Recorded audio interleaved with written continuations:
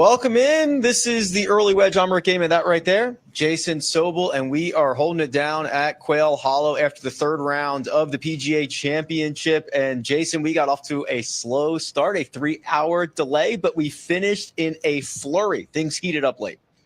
Well, Rick, 1 year ago at the PGA Championship, Scottie Scheffler was famously locked up. Here at the very same event a year later, he is very much locked in. He has it locked up. He might have it locked up. You're right about that. But let's just start right there. That's the storyline. It's going to drive all the conversation around the potential outcomes for the final round. But what Scottie Scheffler did on Saturday was nothing short of spectacular. We're going to start at the end of his round because that's where everything kind of fell apart for the rest of the field and where Scottie really separated himself, Jason. He played the final 5 holes at 5 under, including birdieing each of 17 and 18. I've heard those are difficult holes. 14 isn't such a difficult hole, but it's a lot easier when you drive it on this drivable par 4 to about 2 feet and tap in for eagle. Tremendous shot there from Scottie. That really got the ball rolling. And we were looking at one point. I mean, it was about 5:25 p.m. local time, I believe, when Scottie, Bryson DeChambeau, and Jon Rahm were all tied for the lead. We're like, wow, this is a great leaderboard. Sunday's final round is going to be terrific. An hour later, it didn't take very long, Scottie Scheffler took a commanding lead and now has a 3-shot advantage going into Sunday's final round. Yeah, to put it into perspective, it was, Bryson, I think, had a 1-shot lead. When he finished his round, he told reporters, everything's fine, I'm only 3 back. Now he's 6 back because Scottie Scheffler is 3 shots clear of the rest of the field.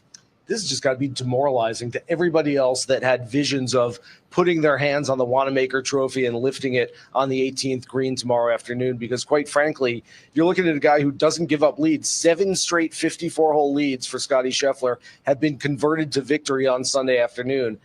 That's such a difficult task for anybody to go chase him from behind. Quite frankly, the chasers that are closer right now, the Alex Norins and the Jonathan Vegases, I'm not really sure I trust them on a Sunday afternoon in a major championship anyway. Yeah, and the thing is, we'll look at his odds right now, but I want to go back. I want to go back to Wednesday. I want to go back to Thursday morning. He was one of the big 3. Remember the conversation. There's the big 3 or the big 4, maybe it's even a big 5, the guys who can win this golf tournament. Now with just 18 to go, one of the big 3 is the prohibitive favorite. Yeah, and of course, we talked about this coming into the week. I quite frankly wasn't sure which one it would be, but I felt like a top-tier player was going to win this major championship. It was set up for one of the best players, whether it was going to be Scottie or Rory McIlroy, who hasn't played up to his potential this week whatsoever. Bryson DeChambeau, we just talked about, 6 shots back. Jon Rahm is there.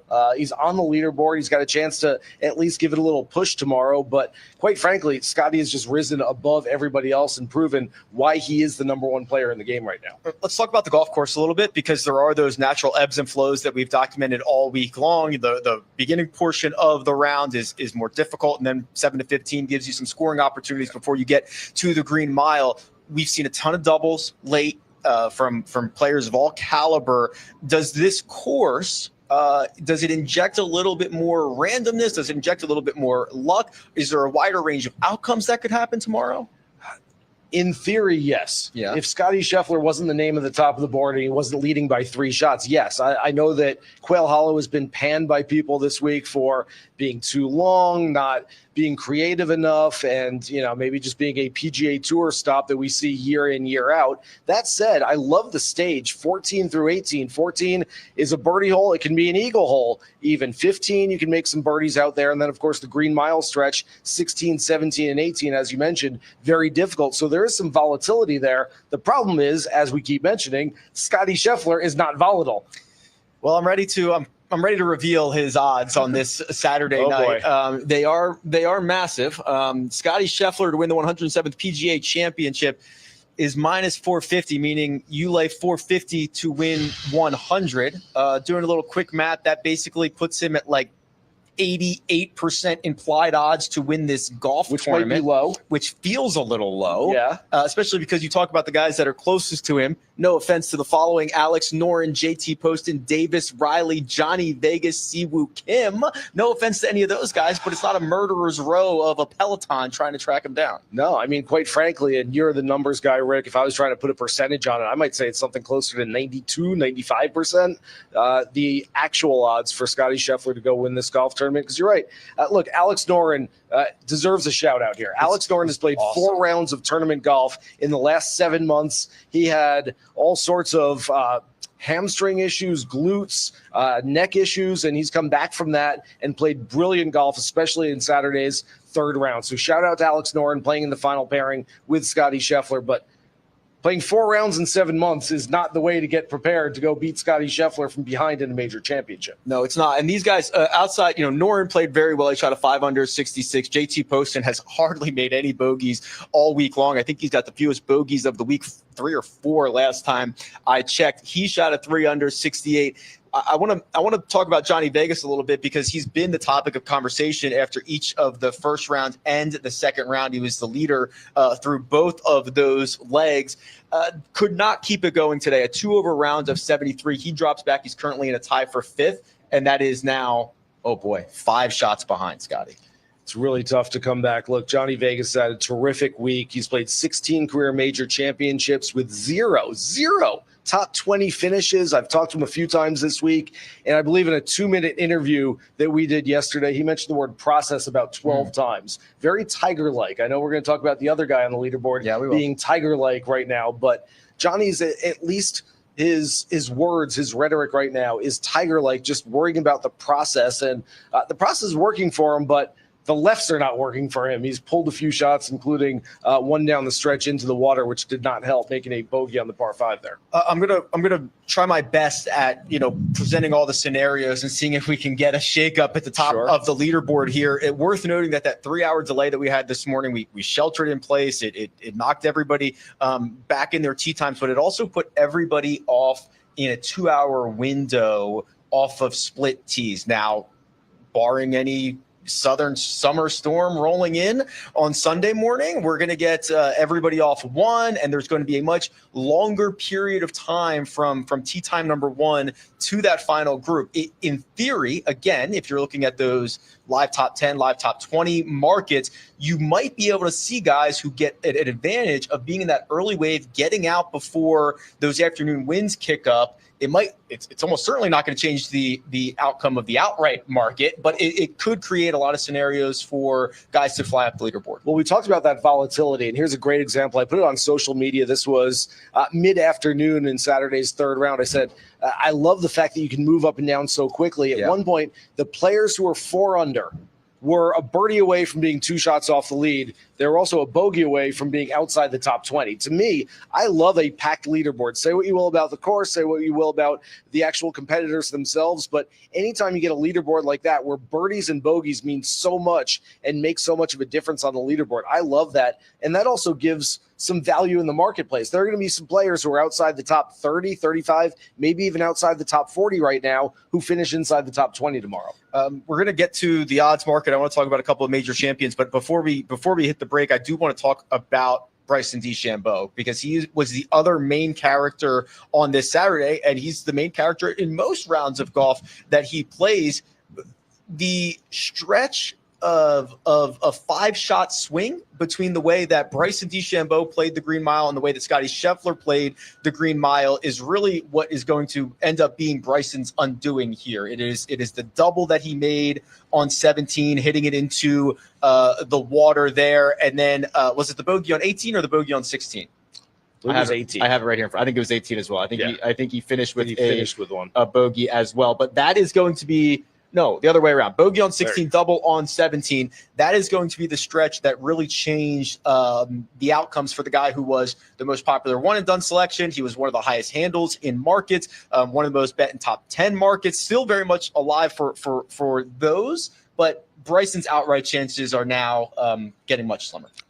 The good news for us, if not the good news for Bryson, is that Bryson knows he's chasing. He knows he's got to come back from 6 down to Scottie Scheffler. What we're going to see tomorrow, I can only imagine, is going to be the most aggressive Bryson DeChambeau that we've ever seen at a major championship. Just go out there and absolutely pummel drivers all over the place and fire at flag sticks, because we know that these world-class players, the guys that have won major championships before, and I'm not talking about the Alex Norins and the JT Postons and the Davis Rileys who could finish in second or third place. That's a huge career bump for getting into majors in the future, and for points and, of course, money and all sorts of good things that come with finishing in the top 5. For a guy like Bryson, he didn't care about any of that. He wants to go win a golf tournament. The only way he can go out and catch Scottie is to go out there and make a ton of birdies. So I think it's going to be fireworks for Bryson either way, whether it works or not. Second or 22nd, same thing for Bryson. Like, sure. Literally, what does he care? Does not care whatsoever. He's 30-1.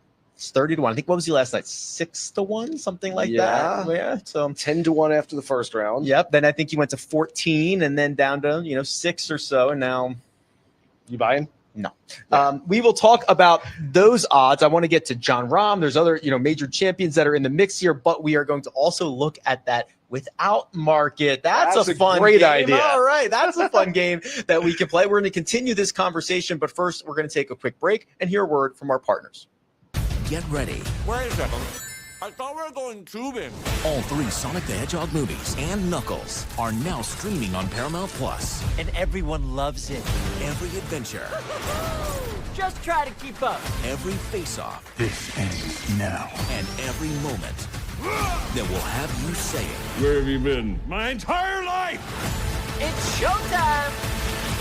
all 3 Sonic the Hedgehog movies and the entire Sonic universe are now streaming on Paramount Plus. And we're back. Jason, let's talk that winner without market. Why would we talk about that? Well, because Scottie Scheffler, I believe, has the other one locked up. Minus 450 in the with market. But the boys in Las Vegas have given us the without Scottie Scheffler market. Now, this is very intriguing here because you do have not only a pair of major champions, but a pair of live golfers lurking just behind Alex Noren. Alex Noren is the shortest in the winner without market. He's in at 8 under par. He is plus 360. Jon Rahm is plus 450. Bryson at 6-1, and JT Poston at 6.5-1.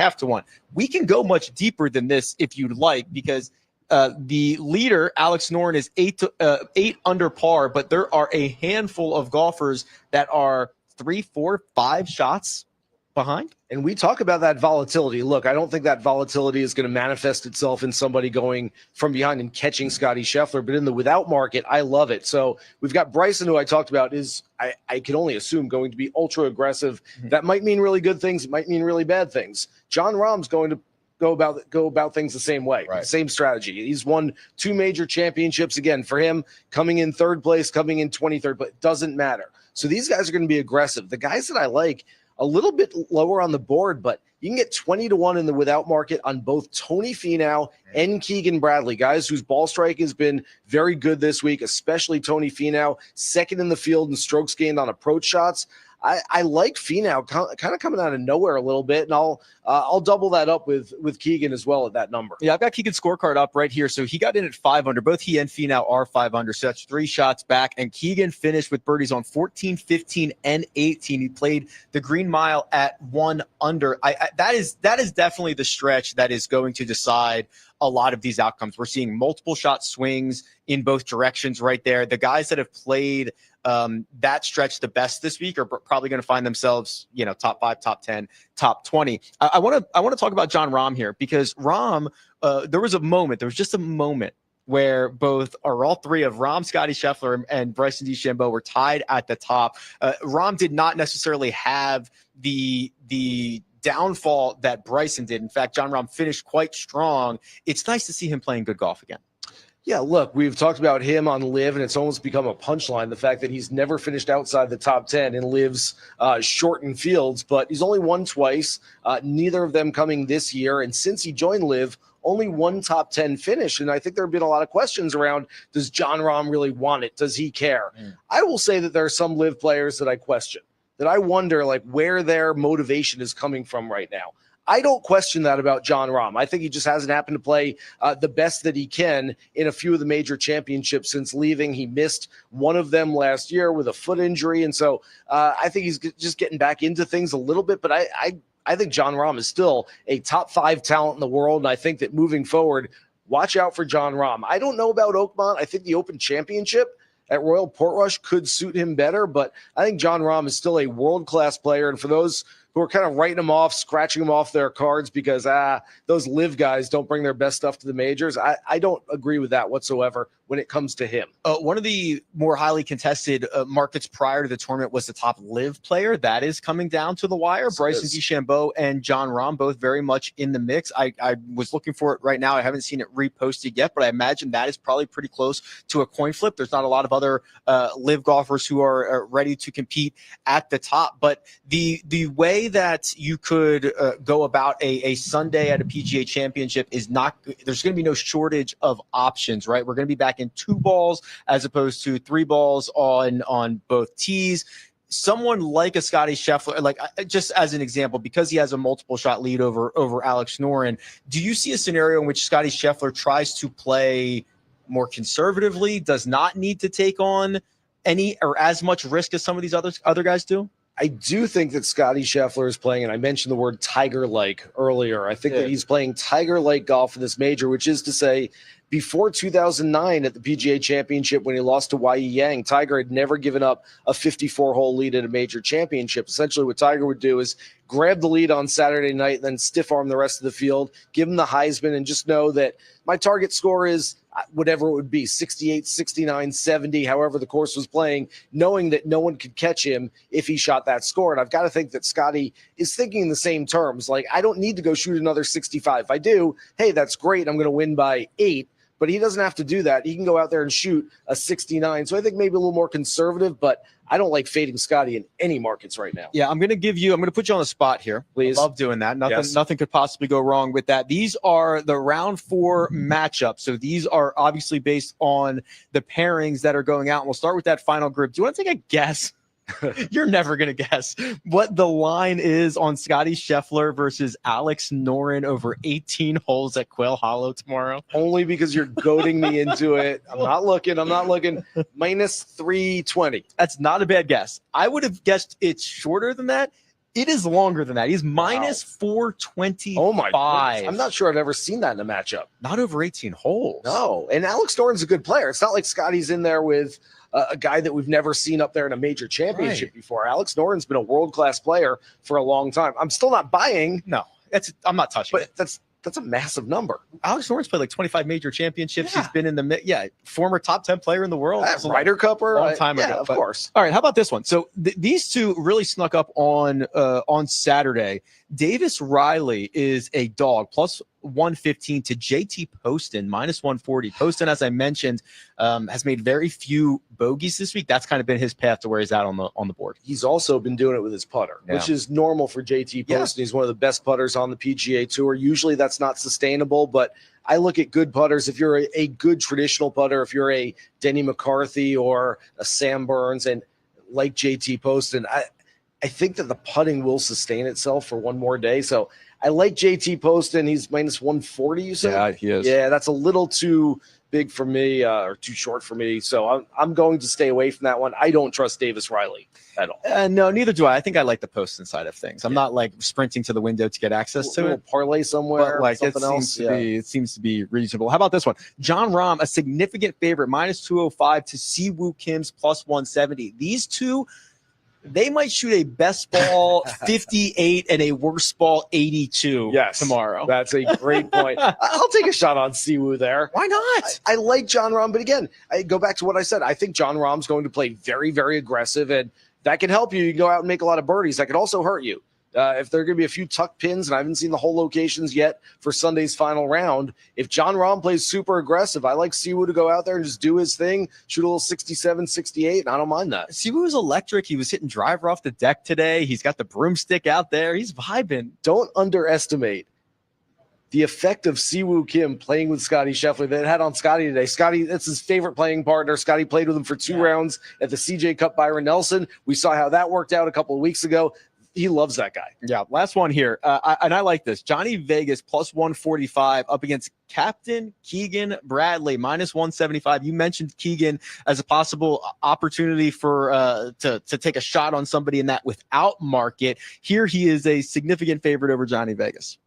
Rick, I don't bet matchups at minus 175. I might start. Wow. I like Keegan that much in that Really? matchup. Johnny's got a 75 written all over him tomorrow. I hate to say it. I love the guy. I've talked to him throughout the entire week. Super nice guy. I'm rooting for him to play well. That might be a Keegan JT Poston parlay right there. How do you like that? That's actually not a bad idea. I do wonder, the Vegas thing, I thought it was so pretty clear he was going to struggle on Saturday. The 2 back-to-back rounds to open the week that were, before anything interesting happened, and then he got into the mix. Like, now that he's fallen back out of it, I wonder if the pressure ratchets down just a little bit, and he gets back to being the Johnny Vegas that we saw on Thursday and Friday. I feel like the regression to the mean is still coming. I think he might be exhausted. Yeah. That was a stressful. Although week. I love how he's got one of the best walks in golf. He's got a Fred Couples like saunter when he walks down the fairways. Yes, I love that. 18 holes to go at Quail Hollow. Mm-hmm. Our friends in the desert are calling it a 1-horse race. I tend to agree. Yep, I tend to agree. Any final thoughts on what we might see around this place? And after tomorrow, we'll be halfway through major championship season. Yeah, look, and if Scottie does wind up the winner of this one, we've got a great 2-event start to the major championship season, getting the 2 best players in the world winning major championships. I mean, what else can you ask for going back to last year when we had Scottie, of course, and Bryson and Xander Schauffele twice? That is a serious list of major championship winners. There's no offense to them, and I love Sean McKeel. There's no Sean McKeels. There's no Ben Curtises out there. There's no Y.E. Yangs. There's only guys who deserve to be major champions and be called the best of the best. Wow, we'd be on a pretty good run. We'd be on a pretty good run of major champions. By the way, I saw Scottie after he was finished today, walked out of the interview room, and a bunch of people are coming up to him saying, "Hey, congrats, great playing, really good." Everyone's, giving him little knuckles. And I looked at him and I go, that was decent. And I got him to smile. He didn't even smile after he made that birdie on 18. I got him to smile a little bit. He kind of shrugged. And he goes, it's all right. That's a W that we are looking for. All right, we got plenty more coverage coming to you from Quail Hollow. But for now, that's Jason Sobel. I'm Rick Gehman. This has been the Early Wedge. We'll catch you next time.